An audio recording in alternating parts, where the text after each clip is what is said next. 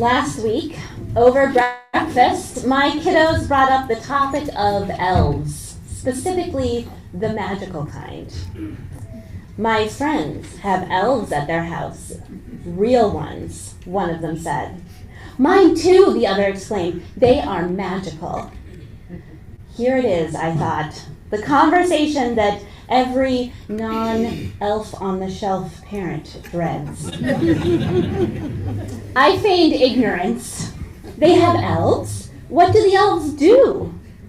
My curious question was rewarded with a smorgasbord of elf stories, including, of course, that Joey's elf was in the bathroom one day, which was somehow the most hilarious of all in their minds.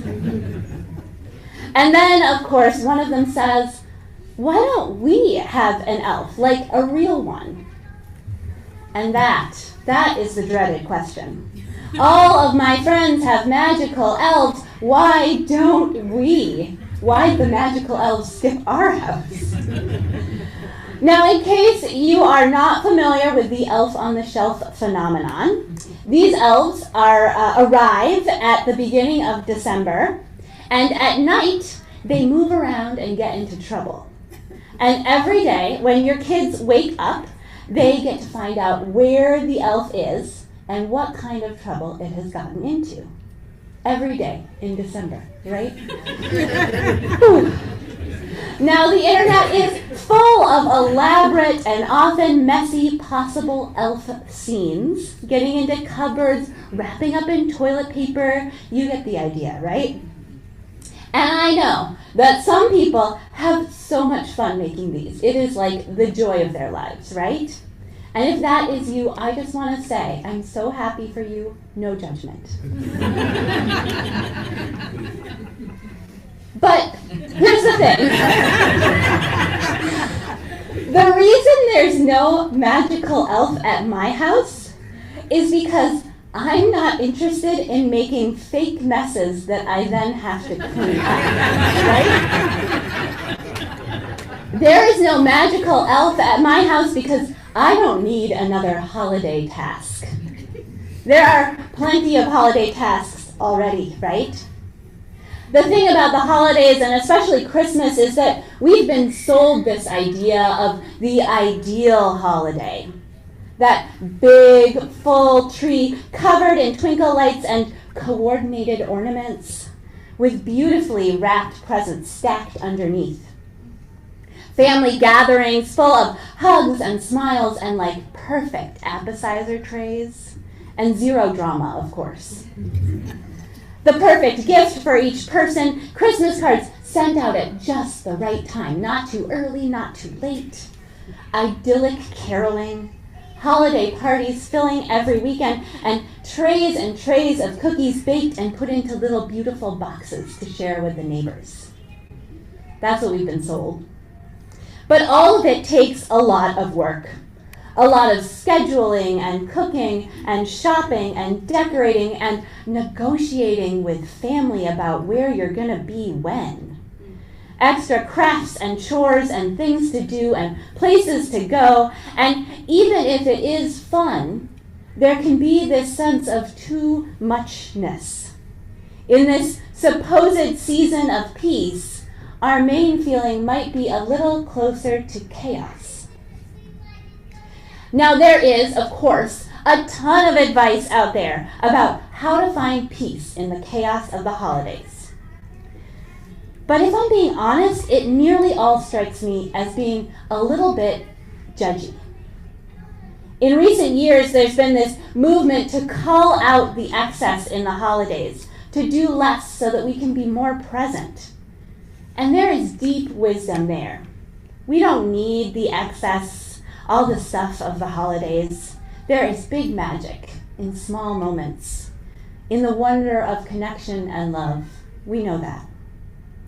And at the same time, sometimes these calls to simplify can put even more pressure on us, to eliminate those things that even do bring us joy.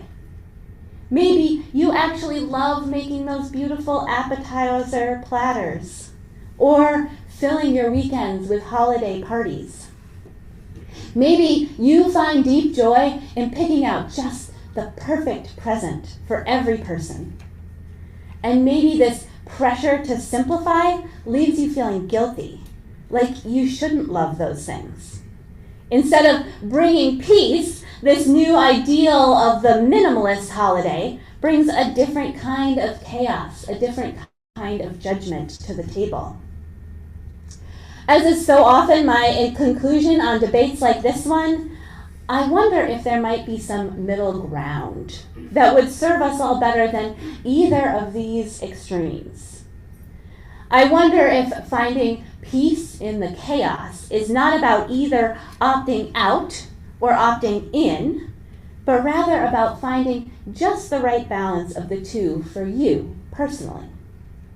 Can we opt out of the chaos, but still opt into the joy? And can we do it in a way that doesn't yuck anyone else's yum? I have fully opted out of the magical elf trend, but I do actually love baking intricate Christmas cookies. Even when I should probably be working on Christmas Eve services, let's be honest. You will find me watching a cheesy Christmas movie late into the night while I shape almond crescents and add sprinkles to pans of little spritz cookies.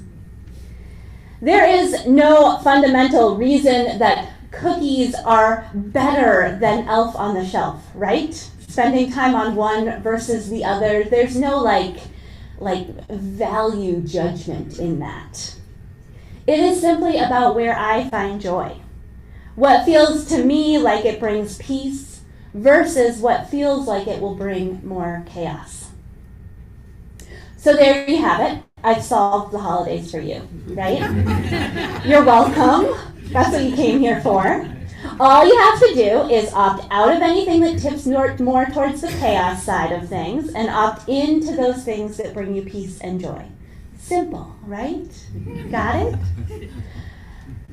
If only. Because holidays are more complicated than that.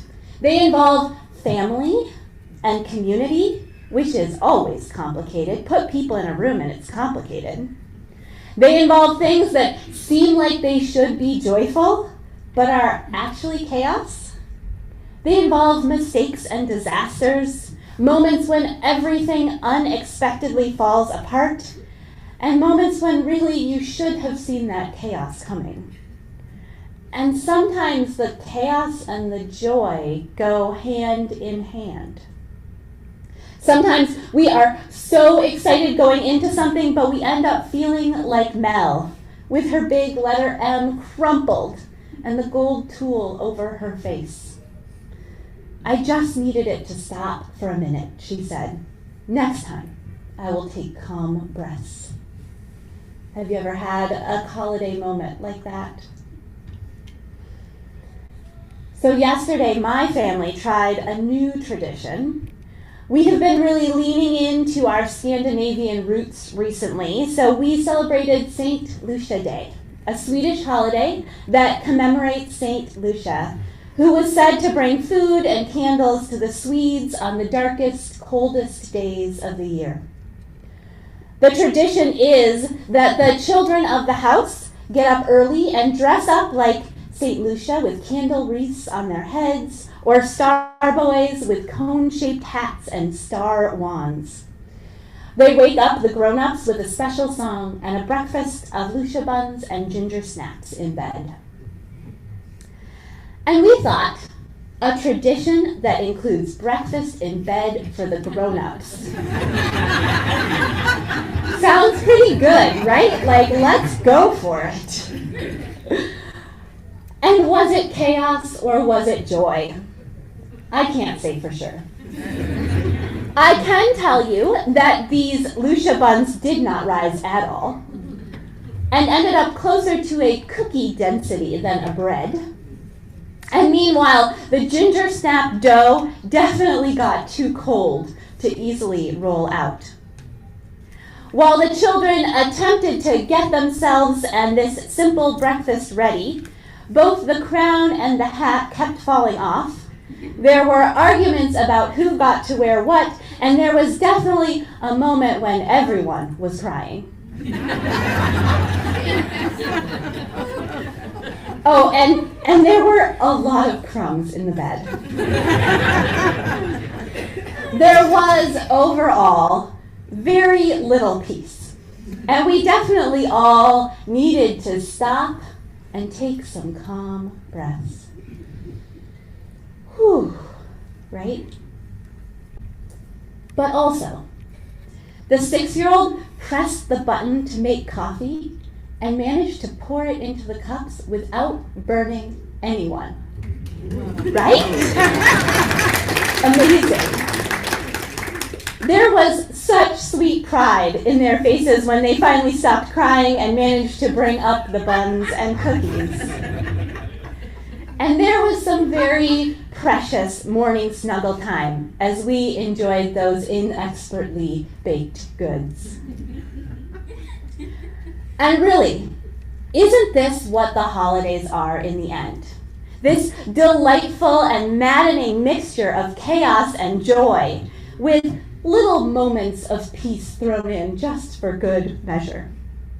It is the tears and the crumbs in bed, but also the light of joy in the eyes of a child handing you a too dense pastry, and the sweetness of time with those you love.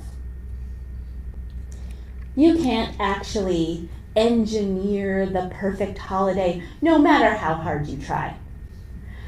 But I think we can get rid of the judgment and lead into the joy. That might be where peace is found. We can find peace in small moments and pause to create a little peace when we need it. In these next few weeks, I want to give you full permission, if you need it, to opt out of chaos, whatever that means for you. I also give you full permission to opt in to whatever harmless things in which you manage to find a tiny, shriveled flower of joy. Because we need that, right? And when it all falls apart or feels like too much anyway, I give you permission to stop for a moment. If you need to put some gold tulle over your face, go for it. And take a few calm breaths, even if it ruins the perfect photo op. Find that peace within, even if it doesn't resemble anything outside.